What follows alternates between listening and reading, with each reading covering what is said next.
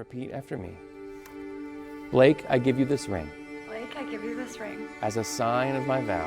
As a sign of my vow. And with all that I am. And with all that I am. And all that I have.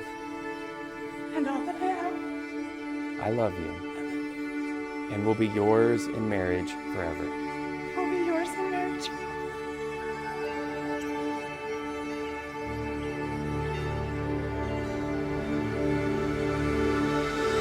I've always admired from the beginning. You just have been so sure of each other. And we're the first generation, I feel like, that's growing out of a high school love story being typical. And I've really cherished getting to grow up together. And I've loved seeing your love for each other grow through all these years. Right when Sarah and I's friendship started is when Blake popped into the picture. So one of the first times I went to Sarah's house after school was when Blake came over and lassoed Sarah in the front yard to ask her to homecoming. But as I was writing the speech, I kept wanting to say, I've never known Sarah without Blake, but also that didn't sound right at all. Sarah's always been Sarah, and Blake has always been Blake. You both have always been so sure of who you are, and always just been unapologetically yourselves, but also you fit perfectly together and complement each other perfectly. Dearly beloved, we are gathered together in the sight of God to witness and bless the joining together of you, Sarah Catherine Zimmerman, to you, Blake Benton Nance, in marriage. The covenant of marriage was created by God, who made us to complement and complete each other. Sarah and Blake, I ask you now in the presence of God to declare your intention to enter into holy and unbroken union with each other.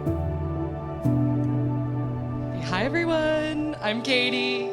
I can't even begin to describe how excited I am for this weekend. From different high schools to different colleges to moving out of Texas, this weekend has been a long time coming. I can't believe it's here, 11 years in the making. I know we've all been saying that over and over, but Jack and I have been talking about this for forever. Like we were 15 years old saying we'll be together at the wedding. I'm gonna start off by talking about Blake. He's been the best brother in so many ways, always looking out for me, making me laugh, and sharing countless memories. Y'all all know how Blake is. If he's bothered by something, you'll know. But because it's Christmas time, I wanted to share the sweetest story about how he did hide some of his feelings for me. Growing up, we would go to Colorado every year for Christmas, and we got to an age where Blake knew that Santa was not real. But I still believed. So that Christmas Eve, he sat in my room with me, and we tracked Santa on our iPod Touches together on NORAD. And I remember us freaking out because Santa was in Denver, and we were like, oh my gosh, he's gonna be in Silverthorne soon, we gotta go to bed, or else Santa's not coming. Years later, I found out Blake had known that Santa was not real. And those last few Christmases when I still believed, he hid his feelings and didn't want to spoil Christmas for me. So you've always been the best big brother. I love you so much. Next, I want to talk about Sarah. I'm so excited to have a sister.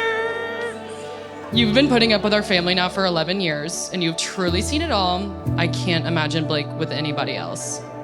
Since I was 14, it has always been you. Good evening, everybody. It's so great to be here with such a great group of people that I love. I'm John Zimmerman. I'm Sarah's dad. And tonight I'm filled with so much pride and gratitude just to be here with everybody and celebrate this unbelievable occasion. It's just super special. So, quick story about Sarah. We're going to high school, and she was going to turn 16. I knew she wanted a car, and her birthday rolled around, and I had a friend that had a PT Cruiser. I think some people call it a PT Loser. It was not the coolest car in town, so I borrowed it, and I put a bow in front of it, in front of the house, and I walked Sarah out. She came outside, and she gave me the most heartfelt appreciative. She didn't care. She just loved us. She didn't care anything about the fact that. So it was a little bit of a ruse. In that, we got in the PT Cruiser, and we walked around the corner. We drove around the corner, and the car that I actually got her that she really wanted was around the corner. And she got in there, but it was the same reaction. Sarah didn't care. She just loved us. She had no agenda. She was just very happy. It was pure joy, and that's just who she is. And let me be clear. Like, there is nobody in this world that is good enough for Sarah but you.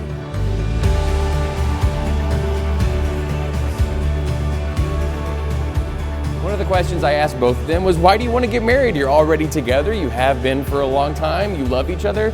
Why get married? What will change? The reason to get married is to better solidify that we are a team. We will always be together through everything, thick and thin. Okay. It's good, you know. I know. I love you. I'm supposed to let my tears fall. It is the greatest honor in the world to spend the rest of your life with your best friend. And what other way to do that than to be married? I know that once we share our vows, we have cemented a lifelong commitment to each other. And now we have the opportunity to have even better times than we've already had before. Y'all, that's good stuff. But Sarah can write a good email too. Blake and I started dating when we were 15, and by 16, I knew he was the one, Sarah said. I'm sure it scared him when I would tell him that, considering we had so much life ahead of us, but I knew. The day after we got engaged, my high school tutor sent me a note saying, I remember when you told me you were going to marry him 9 years ago. Sarah, do you take Blake to be your husband? Do you promise to love him, comfort him, honor and keep him, in sickness and in health, and forsaking all others, to be faithful to him as long as you both shall live? If so, say, I do. I do. I do. Now that you have given yourselves to each other by solemn vows and with the joining of hands and the giving and receiving of rings, you are forever united together in holy marriage. What God has joined together, let no one tear asunder. Sarah and Blake, by the power entrusted to me by our God, by your friends and family, and by the great state of Texas, I now pronounce you husband and wife. Blake, you may kiss the bride.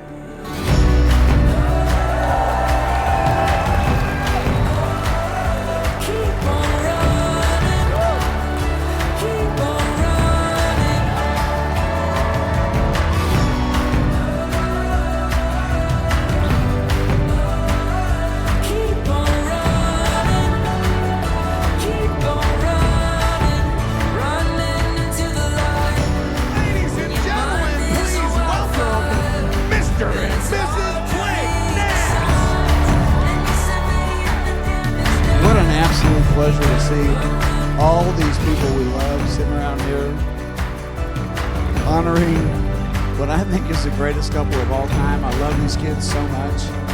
Let's raise a glass to Sarah and Blake, a couple whose love is an inspiration to us all. Cheers. Good evening, everybody. I want to thank all of y'all for coming out. I want to thank my wife. Let's have some fun. Let's do it.